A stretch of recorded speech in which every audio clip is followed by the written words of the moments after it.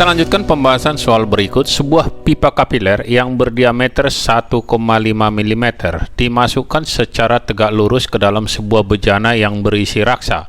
Diketahui massa jenis raksa adalah 13,6 gram per cm kubik dan besar tegangan permukaan raksa pada suhu 30 derajat Celcius sebesar 0,51 dikali 10 pangkat min 2 Newton per meter.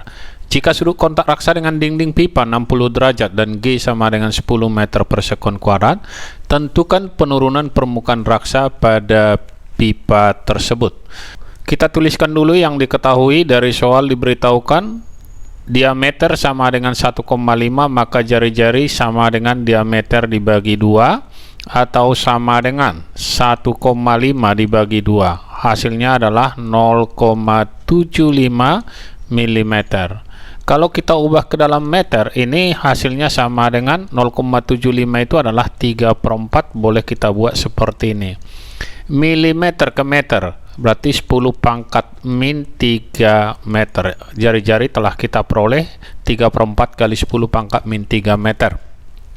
Kemudian diberitahukan massa jenis raksa Rho sama dengan 13,6 gram per cm kubik. Kita ubah ke dalam kilogram per meter kubik, kita kali 1000 atau boleh kita buat 13,6 kali 10 pangkat 3 kilogram per meter kubik. Berikutnya diberitahukan di sini tegangan permukaan. Kalau kita lihat di sini tegangan permukaannya sama dengan 0,51 dikali dengan 10 pangkat min 2 Newton per meter, dan sudut kontaknya theta sama dengan 60 derajat G 10. Tentukan penurunan permukaan, berarti H sama dengan berapa. Kalau kita buatkan untuk pipa, kita gambarkan kira-kira seperti ini. Ada raksa diisi ke pipa, ini permukaan air, sehingga di sini terjadi meniskus cembung, penurunan. Inilah yang disebut sebagai H. Kemudian sudut yang dibentuk antara permukaan ini terhadap dinding atau sudut kontak kita katakan theta. Yang ini adalah gamma, sehingga yang ke atas ini adalah gamma cos theta. Boleh kita buat gamma cos theta sama dengan, kalau ini berat M dikali G. M itu massa jenis dikali dengan volume. Volume itu luas alas kali tinggi. Luas alas karena dia lingkaran, P dikali R kuadrat dikali ketinggian H dikali dengan G. Ini berat dibagi dengan keliling lingkaran. 2 dikali P dikali dengan R. Yang bisa kita coret di sini, P-nya boleh dicoret dan R-nya boleh dicoret 1. Yang ini habis.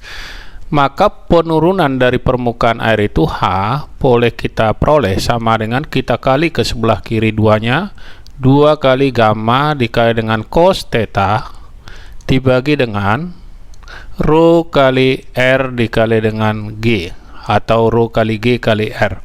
Oke, untuk menghitungnya tinggal kita masukkan ke rumus ini.